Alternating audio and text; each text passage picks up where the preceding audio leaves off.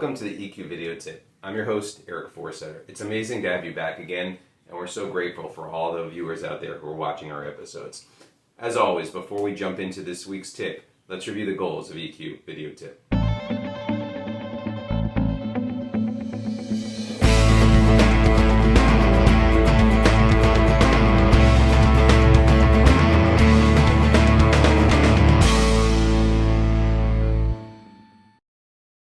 Welcome back. This week's tip is a great one, and it comes to us from Rebecca Knight of the Harvard Business Review. And we're going to talk about when do you take a chance on that imperfect candidate. Now, this is good not only for those people who are hiring managers, but also for people who are looking for new jobs and aspiring to get to that next level. I can't tell you how many times people say to me, Eric, I'm really interested in going into this profession, but I haven't got any experience in that line of work. How do you think that hiring manager will look at me? It's a question that we all struggle with. It's one that we all want to know because many people want to jump from marketing to sales or maybe from a technical role to a more business role. How do we get there, and what are those managers looking for? And more importantly, if you're that manager, when do you take that risk and jump on a candidate who may not be exactly perfect for what we're looking for? Rebecca's going to go through and give us some great tips on what to do and how to look for that perfect candidate and when to take that chance.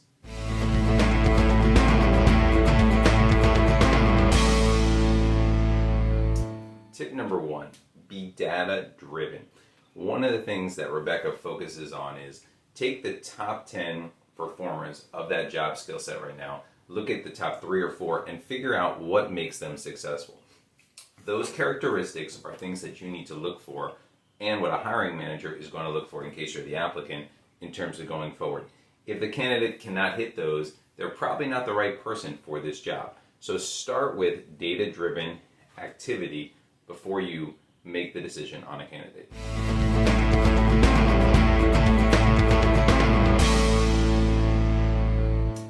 Tip number 2, assess their capability to learn a new skill. Sounds a little tricky, but there is a way to do it. Everyone's going to have flaws, inadequacies, things like that when you're applying for a job. But what's important to understand is what's the potential for this person to learn and grow within the job. They need to learn and be curious, obviously, but you need to figure out what have they done to network to get them to this level, and what are some skills that they've learned over the past 6 months or last year or last 5 years that have helped increase their capacity to perform this role. Those things are really important. If the person from before doesn't have the data that you think they need, but maybe they have a network who can help them and mentor them, that's another area, if they are able to learn a new skill, that will come into favor for helping them out. So make sure not only they have the capacity to learn, but also the network to help them out or the mentorship to become the leader you want them to be.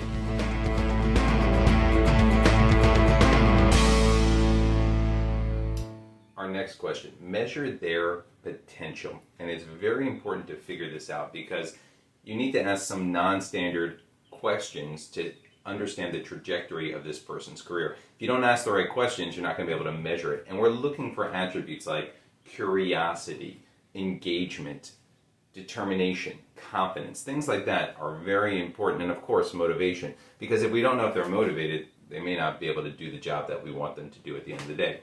Try asking a question, the author recommends, like, tell me about a situation where you proactively sought feedback, and then what did you do with that?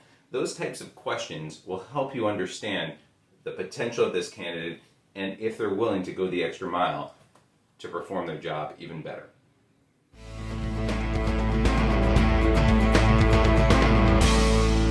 Our next tip, provide multiple assessments. This could mean a written test or make a candidate who's potentially in sales that does presentations provide a presentation, and also have multiple people evaluate the candidate you're looking at. It's important to get more than one opinion, and in doing so you'll gauge not only their potential as an employee but also their emotional intelligence as you go through this as well. So think about creative ways that will help you assess the candidate in a situation that they will be accustomed to in their role. As an example, giving them an opportunity to code if they're going to be a developer, or do a presentation if they're going to be in sales. Things like that along with a wide breadth of people looking at the candidate, will help you make a better assessment.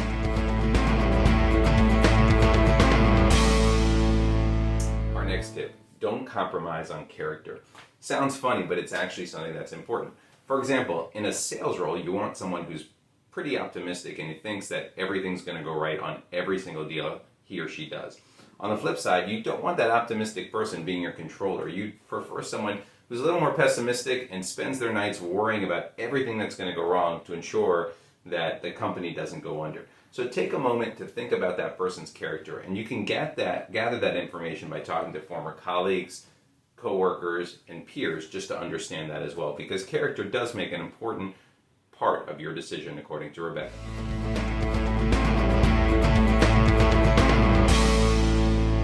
Our last tip, don't succumb to pressure to just hire the flawed candidate or the first one you see. It sounds so simple, but a lot of people feel the pressure from their boss or from the work that's out there, and they unfortunately hire the next Homer Simpson. In doing so, it actually creates more work for the hiring manager and makes life more miserable for the company and everyone around that on the team, because they have to pick up the pieces of this Homer Simpson, so to speak. Instead, it's okay to take your time to find that right candidate or find the one with the most potential that you can grow into the role. But again, don't hire that flawed candidate if you know it's not going to work out. Trust your gut on that as well.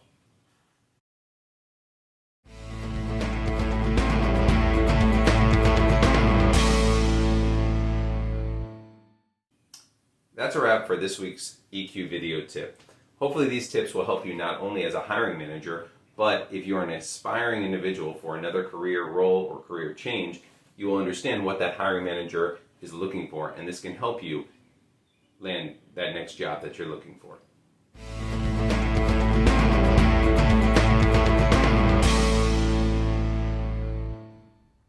So that concludes our EQ video tip for today. Try incorporating some of these tips into your daily routine. But remember, use what works best for you and personalize it for yourself. Thank you always to our great research team for providing us with some great tips today. As always on EQ Video Tip, we want to end with gratitude.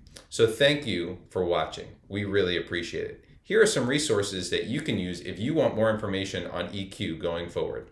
Thank you again, and we look forward to seeing you in the next episode. Thank you.